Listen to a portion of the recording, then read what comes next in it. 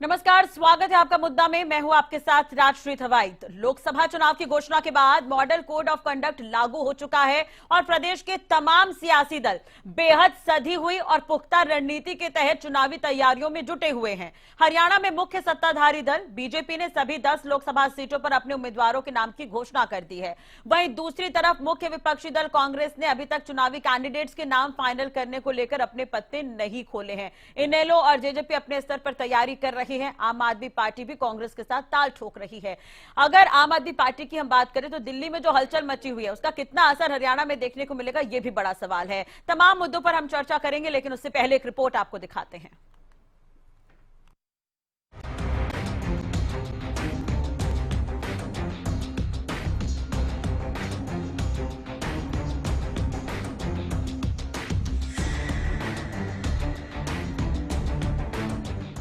CM Nayab Saini लगातार India गठबंधन पर निशाना साध रहे हैं। एक बार फिर से सीएम सैनी ने गठबंधन को लेकर कहा कि हर नेता दागदार है गठबंधन में, केजरीवाल को इस्तीफा दे देना चाहिए।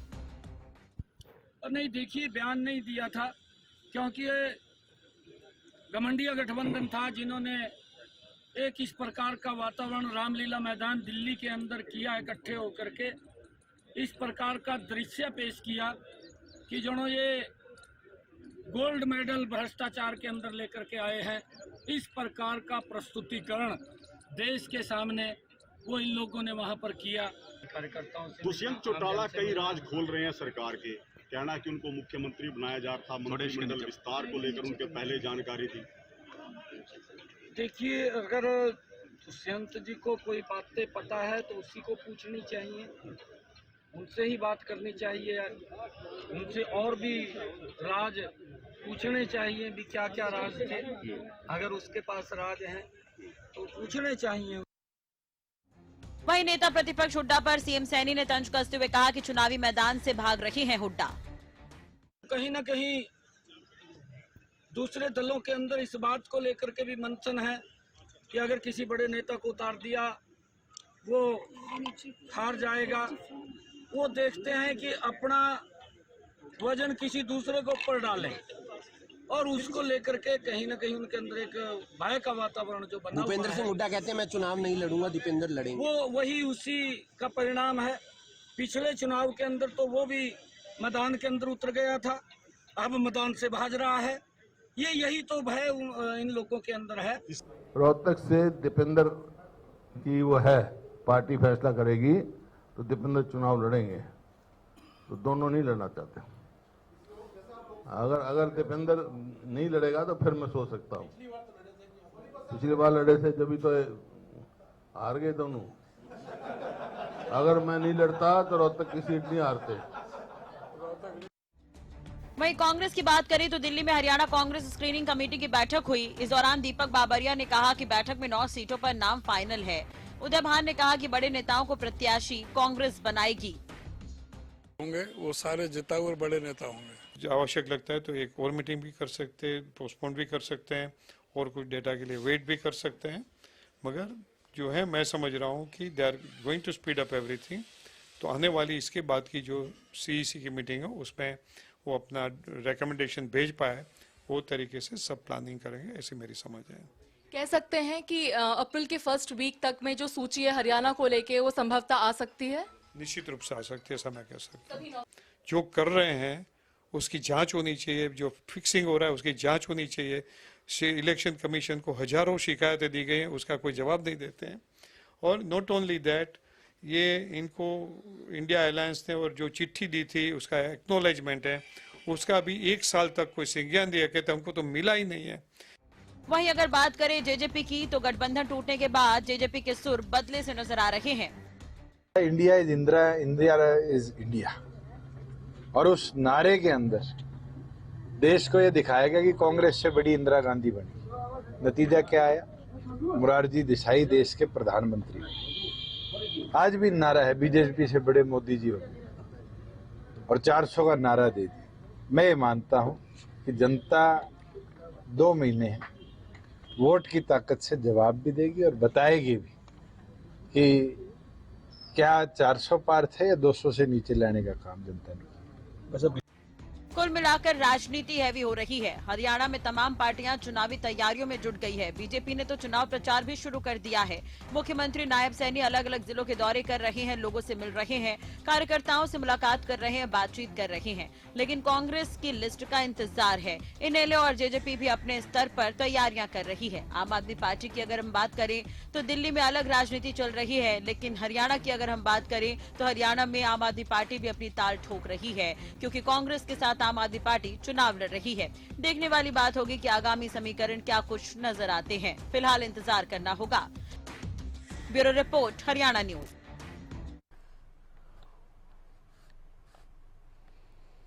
चलिए तो चर्चा की शुरुआत करते हैं। हमारे साथ खास मेहमान भी जुड़ गए हैं। बीजेपी के प्रवक्ता थोड़ी देर में जुड़ेंगे। मनीष खटाना जी, जो कि कांग्रेस के प्रवक्ता हैं, हमारे साथ स्टूडियो में मौजूद हैं। अमनदीप केसरी जी इनेलो के प्रवक्ता हैं, वो भी हमारे साथ जुड़ गए हैं। नवीन गौर जी, प्रवक्ता आम आदमी पार्टी के, हमारे साथ स्टूडियो में मौजूद हैं। राजेंद्र जादौन जी, वरिष्ठ पत्रकार हैं, वो भी हमारे साथ जुड़ गए हैं। आप सभी का बहुत बहुत स्वागत है हरियाणा न्यूज पर। मनीष जी, सबसे पहले तो मैं आपके पास ही आना चाहूंगी। सर, नायब सैनी लगातार हुड्डा पर तंज कस रहे हैं। एक बार फिर उन्होंने कह दिया कि हुड्डा चुनाव से भाग रहे हैं, और दूसरी तरफ ये भी कि कौन कौन से बड़े चेहरे होंगे जिन्हें लेकर उदय भान और दीपक बाबरिया ये कहते हुए नजर आ रहे हैं कि हम जिताऊ प्रत्याशी उतारेंगे। राष्ट्रीय जी, मैंने कल परसों एक डिबेट में देख रहा था, आदरणीय मुख्यमंत्री हरियाणा सरकार जो अपना भाषण लगातार नीचे जैसे किसी ने स्क्रिप्ट लिख कर दी हुई थी उसको पढ़ रहे थे कि हरियाणा में ये, हरियाणा में वो। मेरे ख्याल से जो व्यक्ति आज हरियाणा का मुखिया है वो हरियाणा की जनता का दर्द, हरियाणा के किसानों का दर्द, हरियाणा की महिलाओं का दर्द, हरियाणा के जवान का दर्द, हरियाणा के कर्मचारियों का दर्द, हरियाणा के नौजवान बेरोजगारों का दर्द, जो आदमी को नहीं मालूम, मुझे नहीं लगता कि उनकी बात में आज कितना वजन है और वो क्या कह रहे हैं, कि वो उनको पढ़ने के लिए पता नहीं कहाँ स्क्रिप्ट दिल्ली से आ रही है या कौन स्क्रिप्ट लिख के भेज रहा है और वो क्या पढ़ रहे हैं। और जहां तक बात है हुड्डा साहब पे तंज कसने की, तो बीजेपी के पास हुड्डा साहब के अलावा आज मेरे ख्याल से हरियाणा में कुछ बचा ही नहीं, क्योंकि उनको पता है कि 10 साल जो हुड्डा साहब का जो कार्यकाल था उस कार्यकाल में हरियाणा में भाईचारे का बोलबाला था। हरियाणा में 36 बिरादरी का नारा था, दूध दही का खाना ये मेरा हरियाणा, वो उस बात को चरितार्थ करता था हुड्डा सरकार के कार्यकाल को। हरियाणा प्रति व्यक्ति आय और निवेश में एक नंबर था। हरियाणा में मेडिकल की अगर बात करें तो मेडिकल हब के रूप में हरियाणा जाना गया।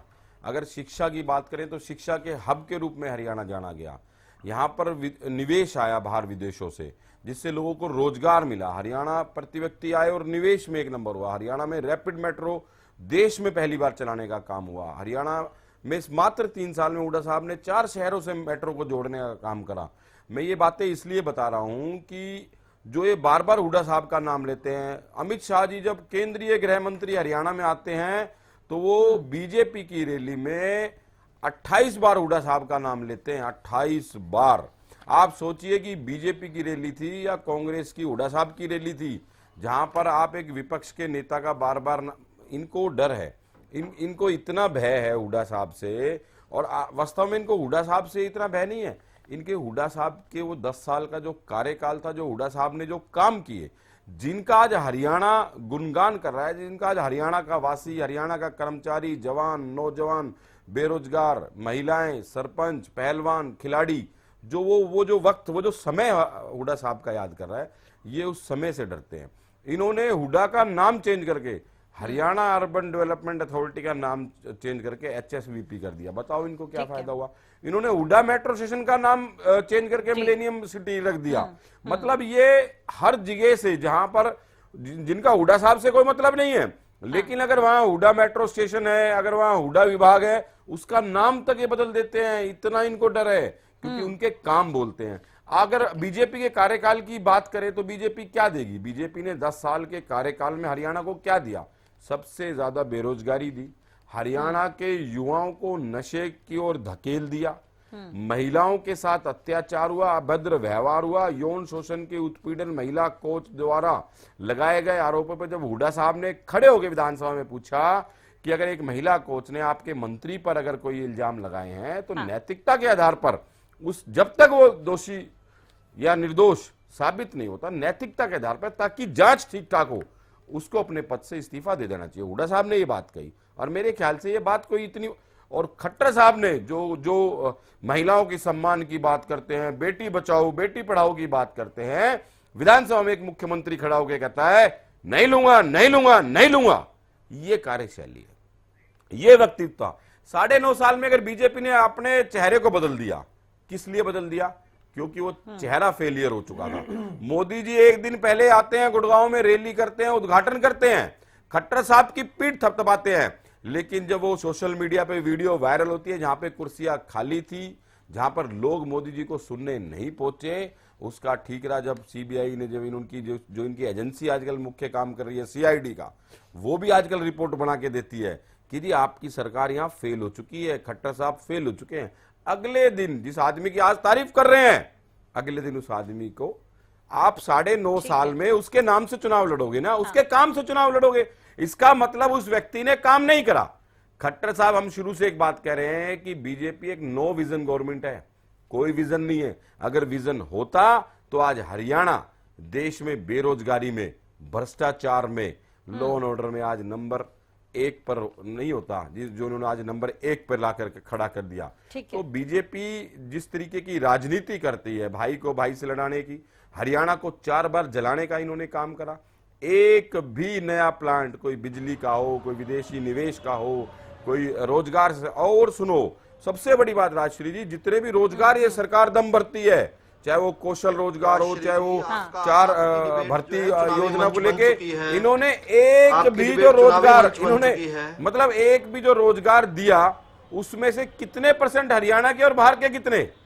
मतलब हरियाणा जहां बेरोजगारी में नंबर 1 है, वहां बाहर के लोग आके यहाँ पर। मनीष जी जवाब ले लेते हैं इस पर। विधु रावल जी जुड़ गए हैं, बीजेपी के प्रवक्ता हमारे साथ। विधु जी, आप थोड़ी देर से जुड़े हैं। सर, मैं आपने अभी तक सुना, मनीष जी ने तमाम तरह के आरोप लगाए, उसमें एक चीज और है, इन्होंने शुरुआत में इस बात का भी जिक्र किया था कि नायब सैनी पिछले दिनों भाषण दे रहे थे, जब उन्होंने इंडी गठबंधन को लेकर बयान दिया था, तब मनीष जी का कहना है उस पर कि एक लिखा हुआ जो भाषण का जो लेखा जोखा था उन्होंने पढ़ दिया, यानी कि सीएम को लोगों के दुख दर्द समझ नहीं आते, दिल्ली से उन्हें एक कॉपी मिल रही है, वो पढ़कर वो सुना रहे थे।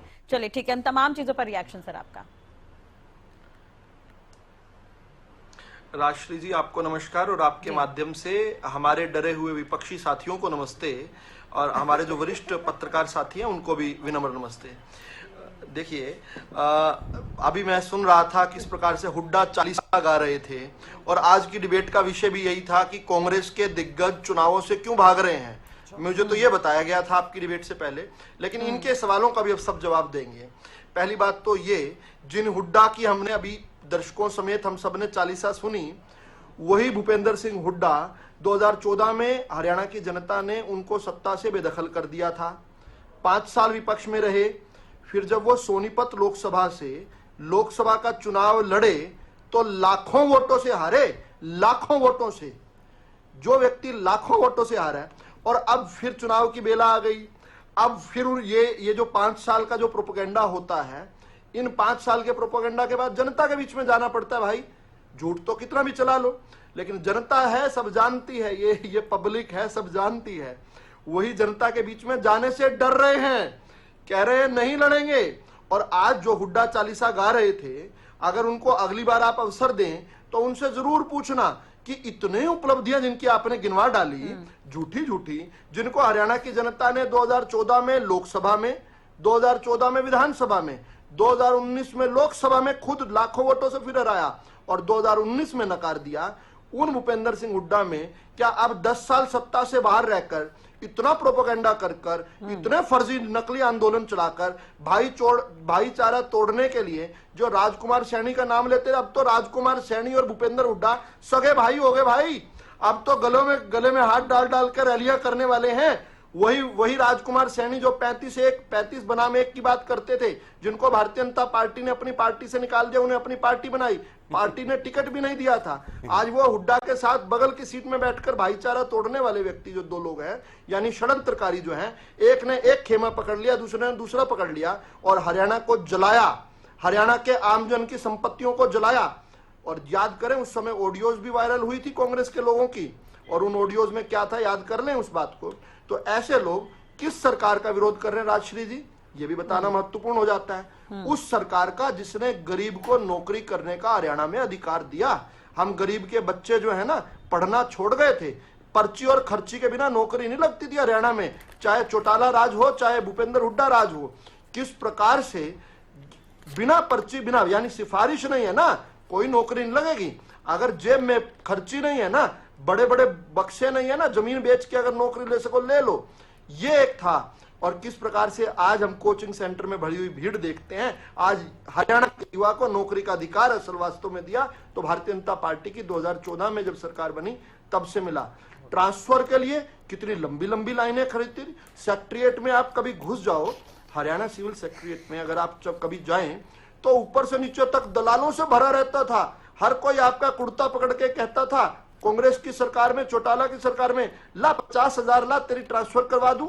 आज ऑनलाइन ट्रांसफर कर दी, जहां एम्प्लॉय खुद लिखता है, जहां अपने आप ऑप्शन भरता है वहां पर ट्रांसफर होती है। कितनी पारदर्शी तरीके से आज ट्रांसफर पॉलिसी, और एक के बाद एक 23 प्रांतों ने हमारे द्वारा शुरू की MIS पॉलिसी का 23 प्रांतों ने ऑनलाइन ट्रांसफर पॉलिसी का अनुसरण किया। बहुत सारे तो कांग्रेस वाले राज्यों को भी करना पड़ा। ठीक है, हमने जिस प्रकार से किसान के सीधा खाते में, राजश्री जी अब बातें आपके डिबेट से परे की बातें हुई, अब मुझे जवाब तो देना चाहिए ना इन बातों का। किसान के खाते में पैसा डालना शुरू कर दिया और उस पर इन्होंने इतराज जताया। आज भी ऑन रिकॉर्ड है, भूपेंद्र सिंह हुड्डा और चौटाला ये दोनों हाथ पकड़े हुए कह रहे थे, अरे किसान के खाते में क्यों पैसे डाल रहे हो, वही बिचौलियों के खातों में जाओ जिनके पास महीनों महीनों किसान धक्के खाया करता था, फसल बेचने के भी धक्के खाया करता था। वो कहता था कल आइयो, परसों आइयो, नरसों आइयो, आज तबीयत ठीक नहीं है, आज मूड ठीक नहीं है, आज घर में शादी है, फिर आइयो कभी आइयो। किस प्रकार किसान मायूस फसल बेचने के बाद भी महीनों महीनों धक्के खाया करता था। आज किसान के सीधा खाते में हमने सबसे पहली सरकार भारतीय जनता पार्टी के हरियाणा की सरकार बनी जिसने किसान के खाते में सीधा पैसे डाले। और यही नहीं, ये भी सुनिश्चित किया कि 48 से 72 घंटे के बीच में अगर पैसे नहीं आए ना राजश्री जी तो ब्याज भी आता है। 1 करोड़ 9 लाख तो ब्याज भी दे दिया किसान को। आज सबसे ज्यादा फसलें 14 फसलें हरियाणा के अंदर खरीदी जा रही हैं। जब हरियाणा के अंदर भाजपा की सरकार थी और बगल में राजस्थान में अशोक गहलोत की सरकार थी, राजश्री जी क्या होता था पता है? हरियाणा में बाजरा बिकता था, एक दाना 2250 रुपए MSP पर उस समय बिका। और साथ में हमारे राजस्थान के भाई किसान जो हैं वो 1100 रुपए में पिटता था उनका बाजरा, कोई लेने को तैयार नहीं था। हरियाणा की मंडियों में आकर 2300 में MSP पर बेचते थे। ये लोग 2-2 रुपए के चेक देते थे। मेरे हाथ में देख लो राजश्री जी, ये 2 रुपए का चेक भूपेंद्र सिंह हुड्डा किसान को देता था, 2 रुपए का चेक उनके फसल के खराबे के मुआवजे के रूप में। यह सत्यनारायण पुत्र हरि सिंह है, 2 रुपए का चेक है, डेट पढ़ लो 22 मार्च 2013। ये भूपेंद्र सिंह हुड्डा के राज में 2-2 रुपए के चेक मिला करते थे। आज हमने जो है इनके सारे, आज तक जब से हरियाणा बना तब से लेकर 2014 तक 2311 करोड़ रुपए इन सारी सरकारों ने दिए। हमने अकेले हमारी पिछले 10 साल की सरकार में 17,000 करोड़ जो है मुआवजे के रूप में, इनसे 8 गुना ज्यादा। 48 साल में जितना हुआ उससे 8 गुना केवल 10 साल में इसमें किसान के खाते में सीधे दिए। और कालाहांडी में पूर्व प्रधानमंत्री राजीव गांधी ने कहा था एक बार, सारे देश को संबोधित करते हुए कहा था, राजश्री जी सुनना पड़ेगा अब तो, जब सारों पाए थे तो अब सुनना भी पड़ेगा। सर कितना वक्त हो गया आप ये भी देख लीजिए। आपने कहा टाइम मैनेजमेंट की बात आप करते हैं। बिल्कुल जब सवाल, अरे आप रोक देती उनको, आप रोक देती उनको, आपने नहीं रोका, आपने नहीं रोका, मुझे जवाब तो देना पड़ेगा। तो जवाब नहीं दूंगा तो मतलब सवाल तो खड़े रहते हैं। आप अपना भी समय काउंट करिए, उनका भी समय काउंट करिए। मैडम सुनिए, नहीं, अगर आप घड़ी से नहीं चलती डिबेट, तो ठीक है। सवाल का उत्तर और जाना भी लोग चाहिए बैठे हैं सर। भाई सवाल, सर 1 घंटे की डिबेट में और भी मैडम सवाल का उत्तर, भाई मेरी जिम्मेदारी, सुनिए आप उनको रोक, सवाल खड़े हो गए, आप ही भाषण देते रहोगे क्या? राजश्री जी मेरी बात सुनिए, मैं तो सवाल का उत्तर दे रहा हूँ। उत्तर 2 घंटे में दोगे तो यही बैठे रहेंगे सब लोग। मेरे सवाल नहीं जाना चाहिए क्या? आप 2 घंटे में दोगे? या तो यह कह दीजिए कि वो बाकी सारे सवाल फर्जी थे, या तो हाँ जी आपके सवाल, आपका सवाल एक बार दोहरा दीजिए, उसका जल्दी से उत्तर दे दूंगा। 30 सेकंड। उदयमान ये कहते हुए नजर आए कि आज जो भी कैंडिडेट हम उतारेंगे वो जिताऊ प्रत्याशी होंगे और कांग्रेस के बड़े लोग होंगे, बड़े दिग्गज चेहरे होंगे। हंसी आती है क्या? ऐसे ऐसे बयान सुनकर हंसी आती है क्या आपको? मुझे बहुत आती है। जिस पार्टी ने अरुणाचल प्रदेश में 10-10 उम्मीदवार टिकटें लेने के बाद, 5 तो उम्मीदवार टिकटें लेने के बाद भाग गए हों, और 5 उम्मीदवार ऐसे हैं जिनको टिकट ही नहीं दे पाई, 5 कंस्टिट्यूएंसी जिनमें 35-35 साल कांग्रेस ने राज किया उस अरुणाचल प्रदेश में, 5 लोग तो कैंडिडेट ही नहीं मिले जिनको जबरदस्ती पकड़ा दें। और एक बात बताओ, एक पहलवान रण के अखाड़े में बार बार दहाड़ रहा है, शेर की तरह कह रही भारतीय जनता पार्टी आओ मैदान में, दूसरे दुम दबा दबा के भाग रहे हैं, और खुड्डा कह रहे शैलजा जी को कि भाई तू लड़ ले चुनाव। शैलजा जी और रणदीप सुरजेवाला कह रहे तू लड़ ले चुनाव। ये आपस में ये एक दूसरे को अखाड़े में जबरदस्ती भेजने के कह रहे हैं, और ऊपर से यहाँ पर ढींगामस्ती कर रहे हैं उदय भान जी। अभी मैंने कहीं सुना, इन्होंने इनके प्रवक्ता साथी अभी मनीष खटाना जी बोल रहे थे कि कोई रिटर्न स्क्रिप्ट पढ़ी। आज तक लीडर नहीं, लीडर का तबका तो राहुल गांधी जी, सोनिया गांधी पर लगता है। सुना है कि अंग्रेजी में लिखा आता है, सोनिया गांधी जी अंग्रेजी को हिंदी में, अंग्रेजी वर्ड्स को हिंदी में पढ़कर सुनाती हैं, उनको देवनागरी भी नहीं आती। आज तक तो लीडर नहीं, लीडर का उन पर तमगा था। आज ये नई बात करे, किसान का बच्चा गरीब परिवार में पैदा होकर अपने बूते जो आज हरियाणा के शीर्ष राजनीतिक पद पर पहुंचे, उस नायब सैनी के बारे में बोल रहे हैं जिनके साथ हमने वर्षों वर्ष कंधों से कंधे रगड़ कर किया है। अगर विधु रावल अच्छा वक्ता है ना, तो नायब सैनी उससे अच्छे वक्ता है। हमने वर्षों वर्ष कंधे रगड़े। ठीक है सर, मैं आऊंगी आपके पास, विधु जी मैं आऊंगी। अमनदीप केसरी जी हमारे साथ जुड़े हुए हैं, प्रवक्ता इनेलो, उनसे जब ये बातचीत 2-2 कर रुपए लेते का हैं। चेक देते थे ना, ठीक है, हम संघर्ष करते थे। ठीक है विधु जी, ठीक है। अमनदीप जी बने हुए हमारे साथ। अमनदीप जी देखिए, अभी तक कुरुक्षेत्र में ही प्रत्याशी तय है आप तो लोगों विषय पर रहेगी।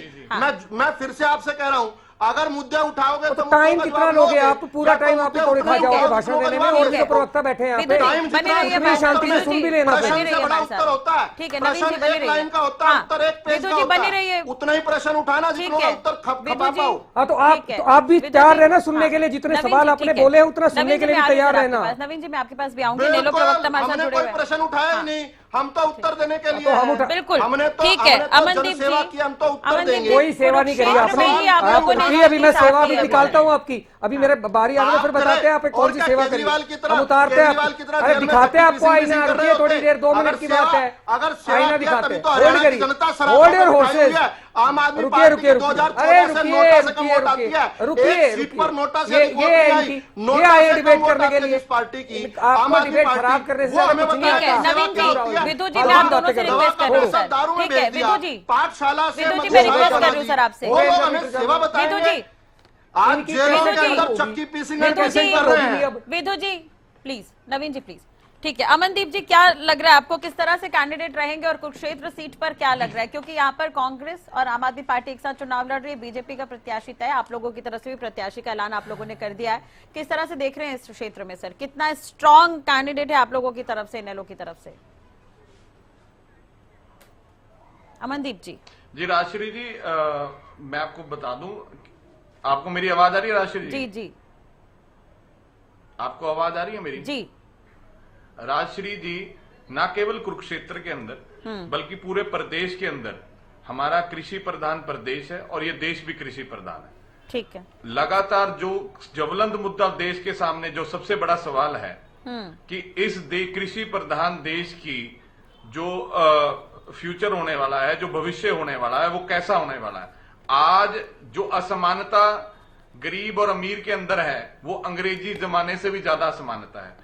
अगर देश को विकास करना है तो सबसे पहले जो सबसे ज्यादा आबादी जिस चीज पर निर्भर करती है, जिस व्यवसाय पर निर्भर करती है, और जिस व्यवसाय ने कोरोना जैसी महामारी के अंदर भी जीडीपी में पॉजिटिव कंट्रीब्यूशन दिया, अगर उसकी समस्याओं को हल नहीं करोगे, अधिकांश जनता की समस्याओं को आप हल नहीं कर सकते। लेकिन जिस प्रकार से मेरे साथी प्रवक्ता की बातों से बिल्कुल लगा कि किस तरह से भारतीय जनता पार्टी की जो पूंजीपतिवाद को बढ़ाने वाली नीतियां हैं, वो किसान कमेरे वर्ग से कितने ज्यादा अभिन्न है, कितनी ज्यादा दूर हैं, वो उनकी बातों से साफ पता लगता था। कि वो कह रहे हैं कि आड़ती के पास किसान चक्कर काटता था, आड़ती कह रहा है मेरे घर में शादी है, कल आना, फलाना आना। ये सब बातें वही आदमी कर सकता है कि जिसने ना खेत देखे होंगे, जिसने ना किसानी देखी होगी, जिसने ना आड़ती देखी होगी, ना मंडी देखी होगी, वही आदमी ऐसी बातें कर सकता है। जहां जहां किसान है, और मैं बता रहा हूं कि हरियाणा प्रदेश कृषि प्रधान देश है, इसी प्रकार से चाहे कुरुक्षेत्र लोकसभा हो या बाकी लोकसभा सीटें हैं, जहां पर किसान है वहां पर किसान इस बार भारतीय जनता पार्टी को मुंह तोड़ जवाब देने वाला है। अभी मेरे साथी प्रवक्ता ने बताया है, वो बिल्कुल ठीक है कि 2 रुपए के चेक हुड्डा जी बांटा करते थे, ये किया इन्होंने किया, हमने किसानों के लिए बहुत ज्यादा कर दिया। तो ये 16 रुपए प्रतिदिन, 16 रुपए 49 पैसा प्रतिदिन दे करके किसान को कहते हैं कि हम आपका सम्मान कर रहे हैं। 16 रुपए 49 पैसा। अगर राजश्री जी 2 टाइम की चाय भी आ जाए हिंदुस्तान के अंदर 16 रुपए 49 पैसे में, तो आप मुझे बता दे, गलत साबित कर देना। ये व्यक्ति कहते हैं कि भैया हमने किसान को इतना ज्यादा सम्मान दे दिया। जो व्यक्ति ये कह रहे हैं बार बार छाती पीट करके कि हमने किसानों की फसल MSP पे ली है, अरे जवाब ले लीजिए, पूरी बात तो सुन लीजिए भाई, जवाब तेरा आपका ले लेंगे प्रखर प्रवक्ता जी का। ये भाई कह रहे हैं कि किसान की फसल हमने MSP पे खरीदी, हम दाना दाना खरीदते हैं, हमने किसान की फसल अगर लेट हो गए 1 करोड़ 9 लाख रुपए ब्याज दिया। अब मैं सुनिए पोर्टल की बात करता हूं, जो सरकार पारदर्शिता की बात करती है। अगर भाई किसान ने पोर्टल पे अपना ब्यौरा जमा करवाया, वो 6 महीने पहले करवा लेती है सरकार। जिस दिन फसल बेचने वो मंडी में आता है, उस दिन गेट पास कट जाता है। इनसे ये पूछिएगा कि गेट पास कट गया, आपके पास ब्यौरा 6 महीने पहले किसान का, तो भैया उसकी पेमेंट लेट किसने करी है, किसने लेट करी और किसने ब्याज दिया, कौन जिम्मेवार है उसका? चलिए, लेकिन अमनदीप जी लिस्ट बाकी कब आएगी सर? लिस्ट पूरी कब आएगी? बाकी प्रत्याशियों की लिस्ट कब आएगी अमनदीप जी? सुन, हाँ नहीं, लिस्ट 6 हमने कल ही डिक्लेयर कर दिया था। 6 अप्रैल को हमारी कोर कमेटी की बैठक हो रही है, चौधरी देवीलाल की पुण्यतिथि के ऊपर। उसके उपरांत कोर कमेटी की बैठक होगी और सारे प्रत्याशी आपके सामने होंगे। अब मैं राजश्री जी अपनी बात कंप्लीट कर देता हूँ, सुनिए बात। अब दूसरा बड़ा मुद्दा इस देश के सामने है बेरोजगारी का। ठीक है। और ये आदमी बात कर रहे हैं कि हमने बिना खर्ची बिना पर्ची के रोजगार बांट दिए। अरे भाई साहब, गरीब के बच्चे को रोजगार दिया, गरीब के बच्चे को पता कहाँ रोजगार दिया? आप, मैं और ये खासकर ये महोदय, ये युद्ध के अंदर काम करने नहीं जाएंगे जहां पर युद्ध चल रहा हो। आज गरीब के बच्चा आज इजराइल में गया, आज इजराइल में राजश्री जी, आज इजराइल में गरीब के बच्चों को इजराइल भेज दिया। इन व्यक्तियों ने कभी अपने बच्चों को सेनाओं के अंदर, पुलिस की नौकरी के अंदर कभी भर्ती नहीं करवाया। ठीक है अमनदीप जी, तमाम तरह के आरोप लग गए। नवीन जी से बात कर लेते हैं, नवीन जी भी हमारे साथ जुड़े हुए हैं। ठीक है, आरोप लगा दिया आपने नवीन जी। युद्ध में नौकरियां दे रहे हैं और अपनी छाती पीट रहे हैं। सबसे ज्यादा बेरोजगारी दर हरियाणा प्रदेश के अंदर है, पूरे देश के अंदर। और ये कह रहे हैं कि हमने रोजगार दे दिए। आपको विधु जी जवाब देंगे, उन्होंने नोट कर लिया है। नवीन जी, दिल्ली में जो हलचल है, दिल्ली राजनीति में जिस तरह की हलचल है, आप लोग हरियाणा में भी आगामी चुनाव को लेकर ताल ठोक रहे कांग्रेस के साथ, क्या उसका असर यहाँ पर नहीं पड़ेगा? क्या लगता है आपको, क्या जनता इस चीज को स्वीकारेगी यहाँ पर? देखिए राजश्री जी, सबसे पहले तो आपको नमस्कार, मेरे पैनलिस्ट साथी बैठे उनको भी नमस्कार, और आपके दर्शकों को भी हाथ जोड़ के विनम्र नमस्कार। और सबसे पहले मैं कहना चाहता हूं जय बजरंग बली और सत्यमेव जयते। आज सत्य की जीत हुई है। आज आज हाई कोर्ट ने खुले तौर से कहा कि कहीं पर मनी ट्रेल नहीं मिली और संजय सिंह जी को जमानत। ये गलत जानकारी दे रहे हैं। Please shut up, can you please shut up? You cannot continue talking. I will not let you talk. I will not let you talk. मैं आपको नहीं बात करने दूंगा। आप मुझे इंटरप्ट नहीं करेंगे। आप मुझे इंटरप्ट नहीं करेंगे। आप मुझे इंटरप्ट नहीं करेंगे। आप झूठ बोलते हो, बेईमानी करते हो, चोरी करते हो, डकैती करते हो, हत्या करते हो। नहीं, ऐसे कैसे बोलते रहेंगे? हर किसी के बारे में इनका ये रहेगा, हर किसी के बारे में बोलेंगे, जवाब देते रहेंगे। आज तो आप जवाब, मैं आपको बोल के दिखाता हूँ। आप एक शब्द तो कहकर दिखाओ। हत्यारी भारतीय जनता पार्टी, जिसने देश में लोकतंत्र की हत्या करी, चोरी करने वाली भारतीय जनता पार्टी, इतने बड़े डकैत, ये जाके चंडीगढ़ में 4-4, 5-5 वोटों की चोरी करते हैं। ये कहते हैं 400 पार जाएंगे। अरे तुम 400 पार नहीं जाने वाले, तुम तो 400 हारने वाले हो। हरियाणा में जब दंगे हो रहे थे तो दुनिया को मिलती है, खटोला डाल के बैठे हुए थे और तमाशा देख रहे थे। और ये हमें ध्यान देंगे, कोई जमानत आज तक किसी अपराधी को, किसी आरोपी को जमानत नहीं मिली थी। हरियाणा को लोकतंत्र में पहले नंबर पे लेके गए, महंगाई में हरियाणा को पहले नंबर पे लेके गए। और ये हमें ज्ञान देंगे, ये हमें बताएंगे विकास कैसे होगा, ये हमें बताएंगे कि हरियाणा का डेवलपमेंट कैसे होगा। पूरे देश का पैसा लूट के खा गए ईडी और सीबीआई के माध्यम से।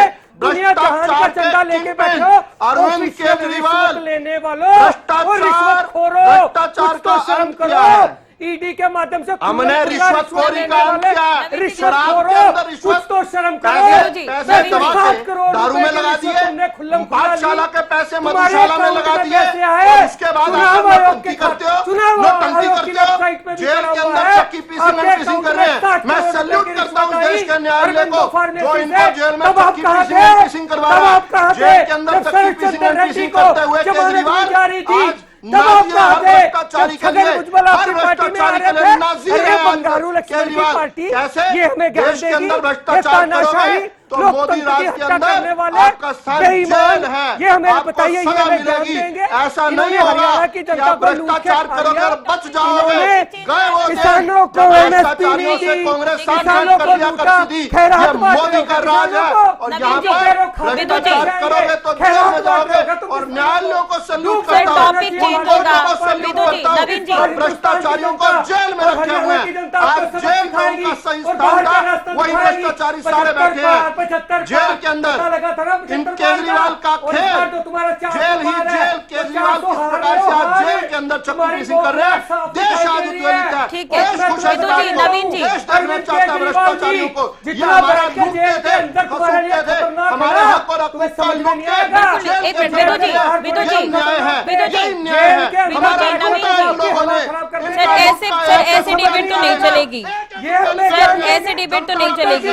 छुपाने के लिए, खट्टर की नाकामी छुपाने के लिए और जो जेल में है उनको सजा दिलवाएंगे न्यायालयों के माध्यम से, वो फीलिंग ले रहे हैं, वो संविधान के माध्यम से इनको जेल दिलवाएंगे। और ये जेल के अंदर बैठे हुए चीखा चिल्ली कर रहे हैं, ये जेल के अंदर बैठे हुए चोर मचाए शोर है, ये चोर केजरीवाल को इस्तीफा देना चाहिए, केजरीवाल को इस्तीफा देना चाहिए। सबसे बड़ी अवमानना करने वाले हाईकोर्ट और सुप्रीम कोर्ट की अवमानना करने वाली भारतीय जनता पार्टी हमें क्या दे रही है, ये हमें बताएंगे। ठीक है सर, देखिए टॉपिक चेंज होगा, टॉपिक चेंज होगा सर, टॉपिक चेंज मत करिए। नवीन जी मैं आपसे रिक्वेस्ट कर रही हूँ, नवीन जी, नवीन जी आप नवीन जी कुरुक्षेत्र में आइए। विदु जी, आप विदु जी की बात सुन लीजिए एक बार। पूरी डिबेट को टेक ओवर कर रखा है। ठीक है नवीन जी आप सवाल के आंसर पर आइए। मालिक हो गए हो क्या? एंकरिंग भी आप करोगे, प्रवक्ता भी आप बनोगे। नवीन जी प्लीज सवाल के आंसर पर आइए सर। प्रेस कॉन्फ्रेंस हमने भी सुना है, संजय सिंह के वकील भाई इतना मत करो। मैं जवाब दे रही हूँ उनको सर।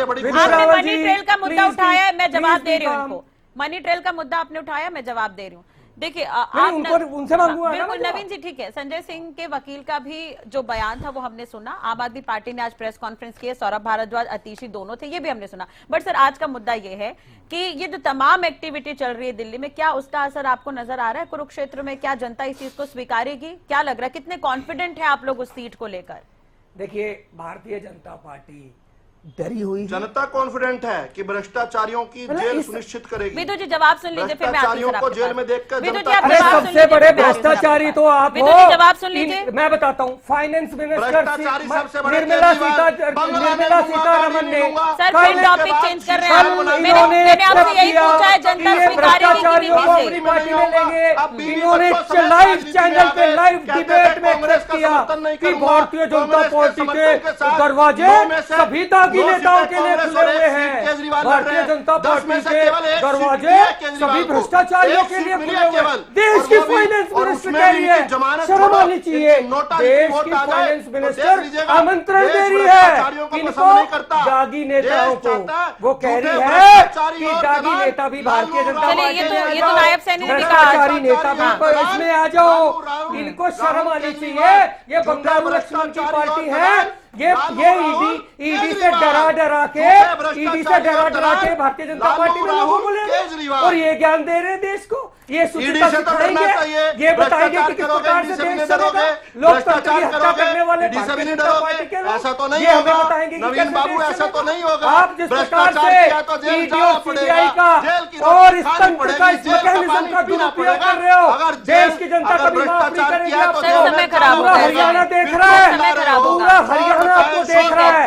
और हरियाणा में चर्चा है, पूरा हरियाणा ये कह रहा है कि हरियाणा के लाहौल अरविंद केजरीवाल के साथ भारतीय जनता पार्टी गलत कर रही है। आने वाला वक्त बताएगा सर, आने वाला वक्त बताएगा सर। के साथ भारतीय जनता पार्टी गलत कर रही है। हरियाणा का एक एक आदमी आज ये कह रहा है, और हरियाणा का आदमी ये कह रहा है कि हरियाणा के लाल अरविंद केजरीवाल के साथ भारतीय जनता पार्टी जो अत्याचार कर रही है, हरियाणा की जनता उसका बदला लेगी। वक्त खराब होगा सर, ये मुद्दा नहीं है आज का, वक्त खराब होगा, वक्त खराब होगा।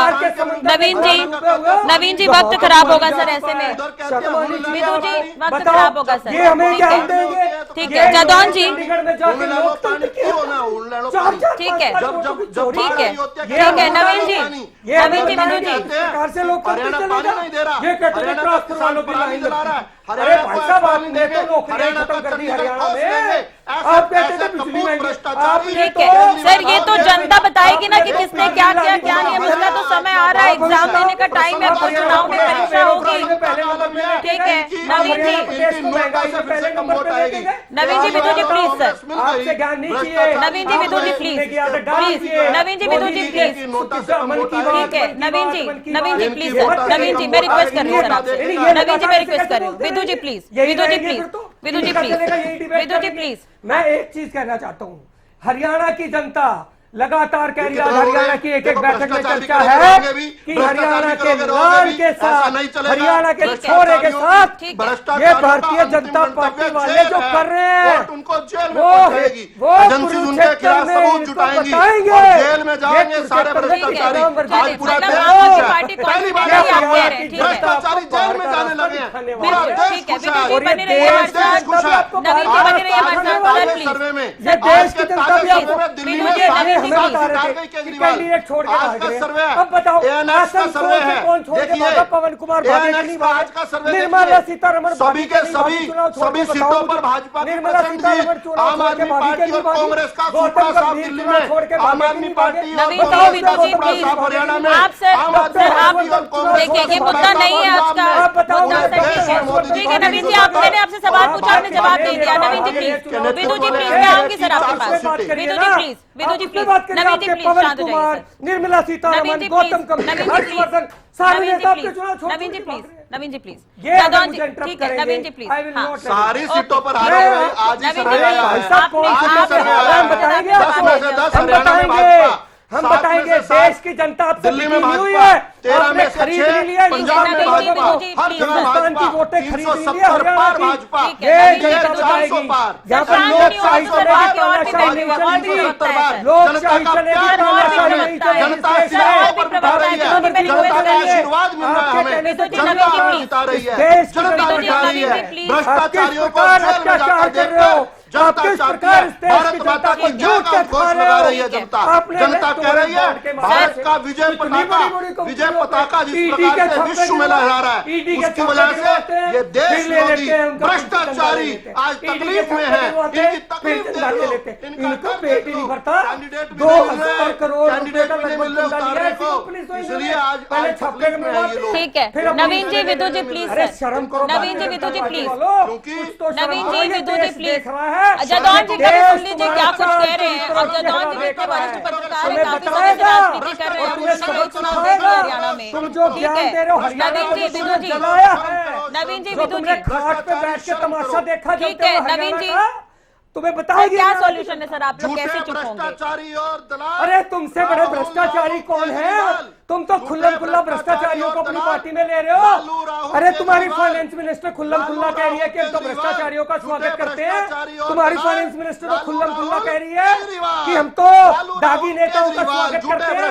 अरे तुम तो ब्रजभूषण को अपनी पार्टी में रखने वालों, जिसके ऊपर महिलाएं ओलंपिक मेडल जीत के आई, पैसा खराब कर दिया, घोटाले कर दिए, स्कूलों का पैसा, बताइए, स्कूलों का पैसा ठेकों में लगा दिया, हमने स्वास्थ्य बना दिया और किस प्रकार से एक भी नया स्कूल नहीं बनाया और 750 नए ठेके बना दिया दिल्ली के अंदर। किस प्रकार से दिल्ली में देखा, पंजाब में देखा, दिल्ली सरकार की चलेगी, पूरे हिंदुस्तान में घूम रहे हो, हमें कुछ भीख दे दो, नया अध्यादेश लेकर आए, सुप्रीम कोर्ट की भी अवमानना करी, एसवाईएल की नहर हरियाणा में चलेगी, एसवाईएल हरियाणा में चलेगी, केजरीवाल चाहे उसका सॉल्यूशन क्या है? नवीन जी मैं आपसे रिक्वेस्ट कर रही हूँ, नवीन जी मैं आपसे रिक्वेस्ट कर रही हूँ, ठीक है सर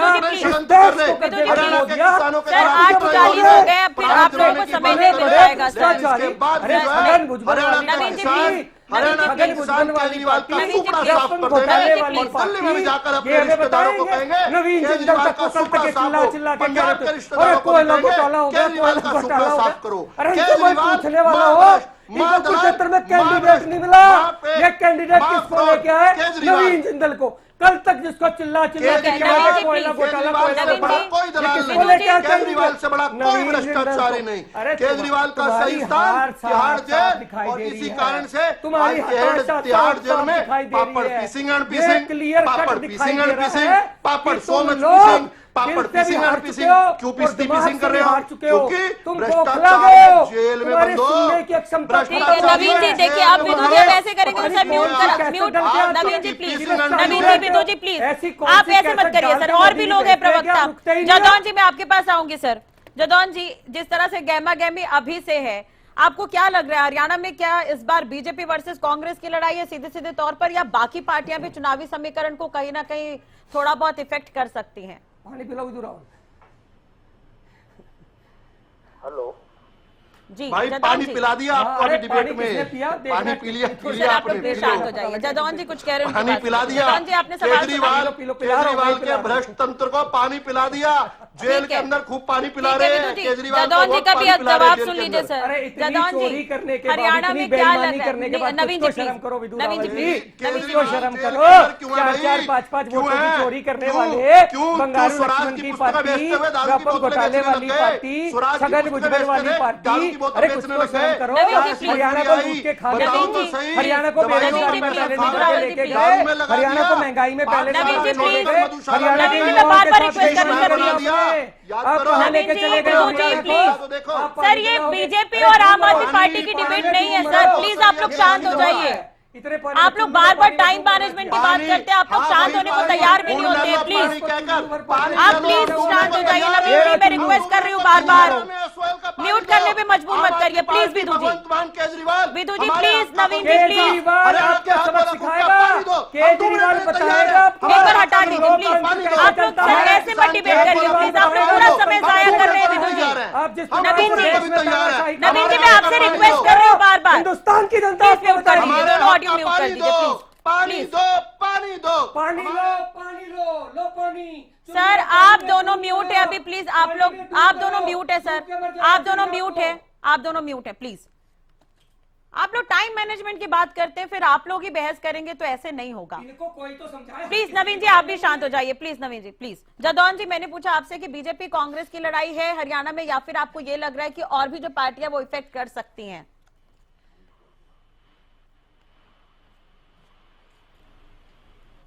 हेलो जी जदौन जी, आपको मेरी आवाज मिल रही है सर? हाँ जी, हाँ जी। देखिए ऐसा है कि इस बार तो इंडिया गठबंधन बन गया है, तो हरियाणा में या और प्रदेशों में भी जहाँ भी गठबंधन में सीटों का शेयरिंग हो रहा है, हाँ। वहाँ तो इंडिया गठबंधन वर्सेस बनाम भारतीय जनता पार्टी या एनडीए है। एनडीए के घटकों को भी कई कई सीट दी गई है, तो उस हिसाब से मुकाबला है। हरियाणा में तो वैसे तो जो कहने को इंडिया गठबंधन के साथ समझौता हुआ है और एक कुरुक्षेत्र की सीट दे दी गई है, लेकिन बाकी सीटों पर तो सीधा ही मुकाबला भारतीय जनता पार्टी और कांग्रेस के बीच में है। कुछ जो क्षेत्रीय दल हैं वो किसी किसी सीट पर अपनी प्रेजेंस दिखाएंगे और कुछ प्रभावित करेंगे चुनाव को, चुनाव परिणाम को भी प्रभावित कर सकते हैं। तो ये है कि मुकाबला तो सीधा भारतीय जनता पार्टी और कांग्रेस के बीच में ही है। हाँ। क्षेत्रीय दलों का कुछ प्रभाव हो सकता है कुछ सीटों पर, तो वो देखने की बात होगी कितना प्रभाव वो डाल पाते हैं। अब ये है कि भारतीय जनता पार्टी की तैयारियां तो कांग्रेस के मुकाबले बहुत तेजी से चल रही हैं, तो लगातार जारी है। वो अपने सब प्रत्याशियों की घोषणा भी कर चुके हैं और प्रत्याशी भी चुनाव प्रचार में जुट गए। वो लगातार दौरे कर रहे हैं, सोशल मीडिया का भी सहारा ले रहे हैं और फोन कॉल भी कर रहे हैं अपने प्रचार के लिए।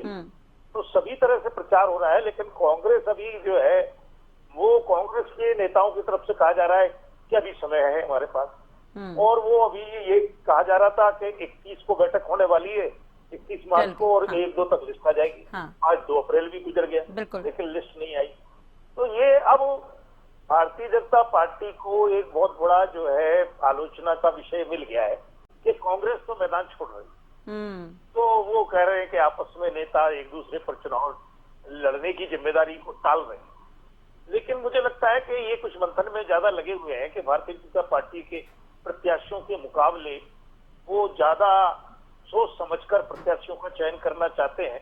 तो देखना क्या है, लेकिन फिर बिल्कुल। अब वो आज का जो बयान था जदौन जी, आज का जो बयान था कि बड़े चेहरों को टिकट देगी और जिताऊ प्रत्याशी होंगे, उसे किस तरह से देख रहे हैं आप? उदय भान और दीपक बाबरिया कहते हुए नजर आए थे कि जो जिताऊ प्रत्याशी होंगे और बड़े दिग्गज चेहरे होंगे।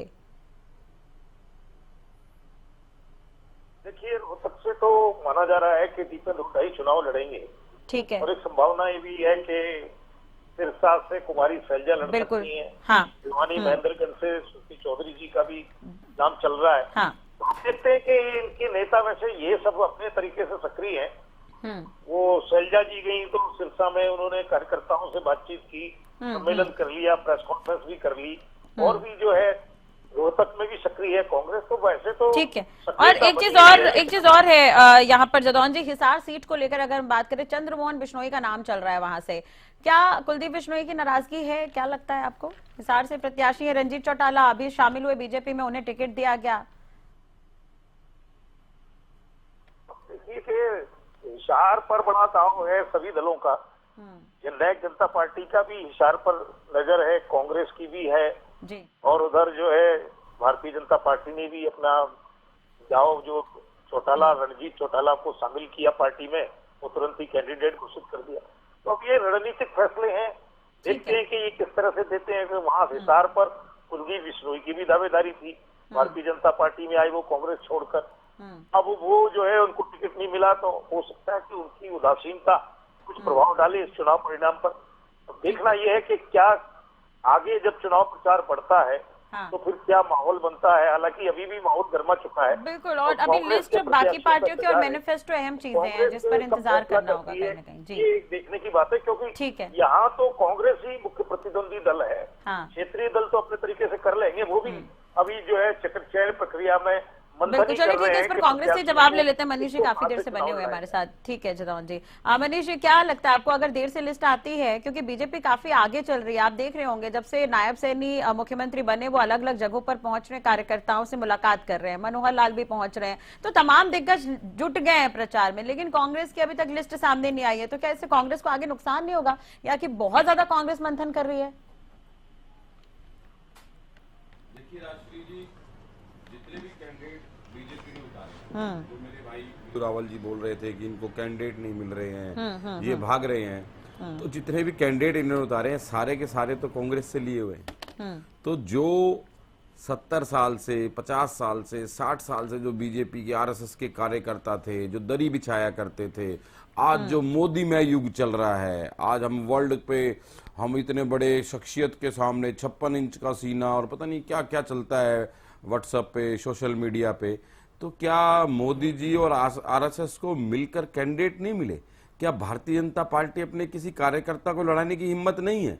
जो ईडी और सीबीआई का डर दिखाकर, किसी भी प्रलोभन से, वो कहते हैं ना कि बस कुछ भी करके, इन्होंने जहां भी कहा, कहीं सरकार तोड़ने का काम करते हैं, कहीं विधायक तोड़ने का काम करते हैं। हरियाणा में हमारे नेताओं को डरा धमका कर 1 घंटे पहले शामिल करते हैं, 1 घंटे में टिकट दे देते हैं, मतलब, और उसके बाद टीवी पे बड़ी बड़ी बातें करते हैं, ऐसे वैसे। मतलब आदमी जब बोलता है तो थोड़ा सा तो सोचता है कि मैं कितना झूठ बोल रहा हूँ।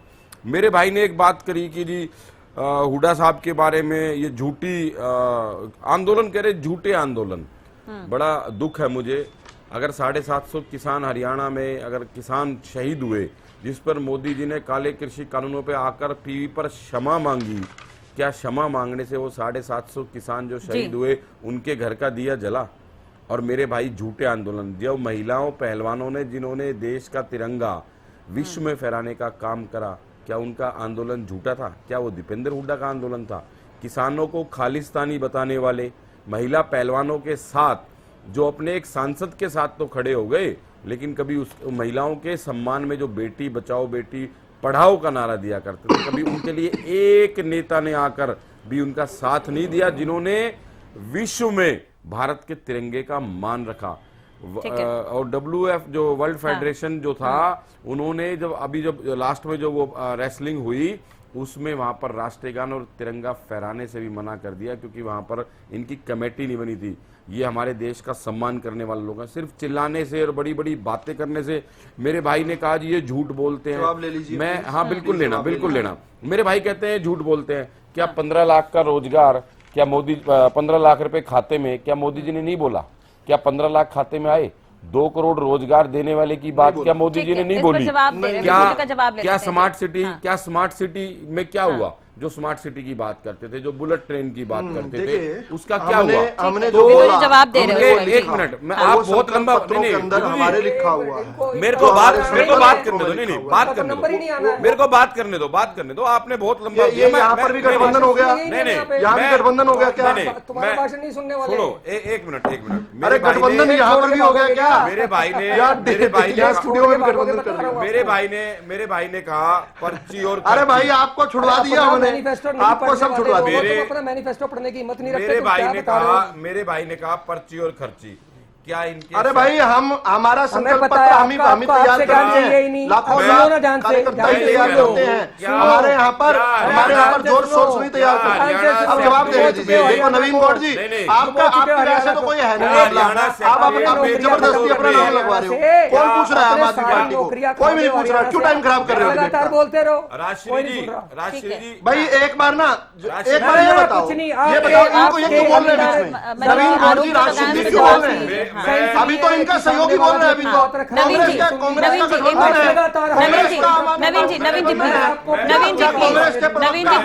मनीष जी की बात।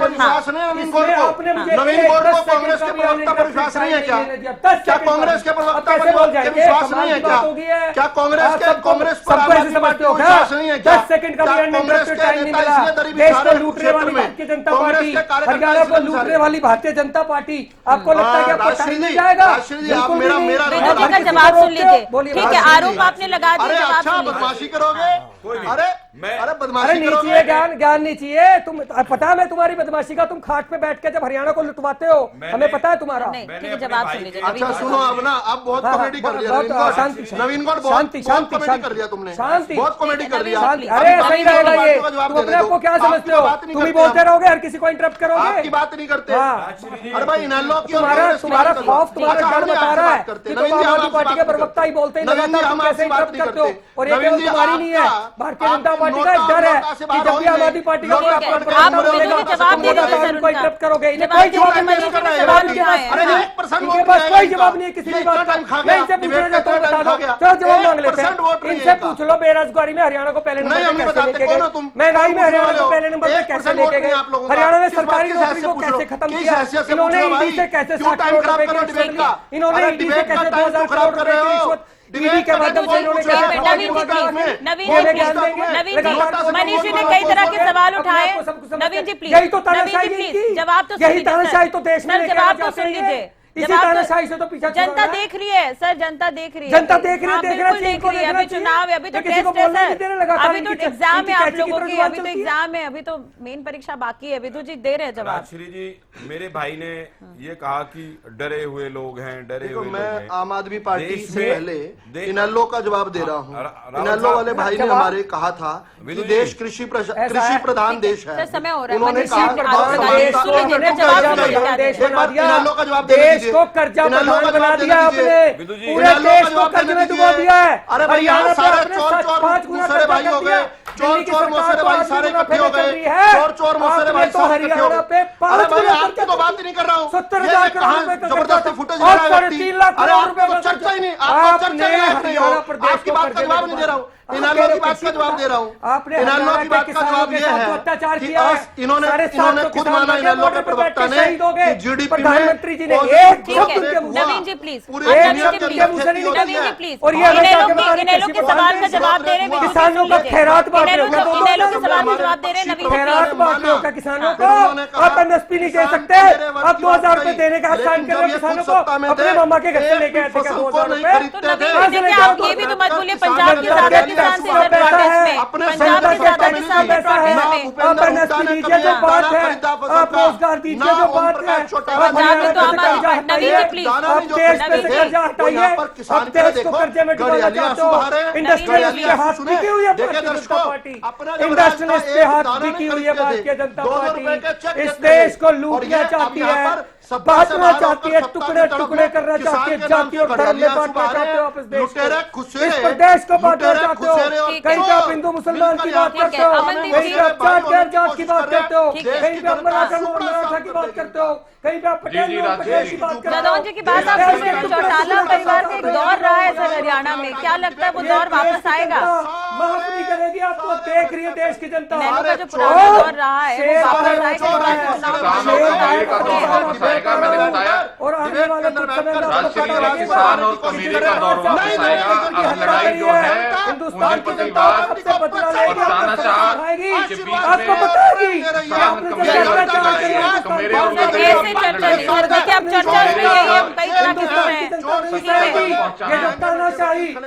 चलिए बहुत बहुत शुक्रिया विदु जी जुड़ने के लिए, मनीष जी आपका भी बहुत बहुत शुक्रिया, अमनदीप जी आपका भी बहुत बहुत शुक्रिया, नवीन जी शुक्रिया, जदौन जी बहुत बहुत शुक्रिया।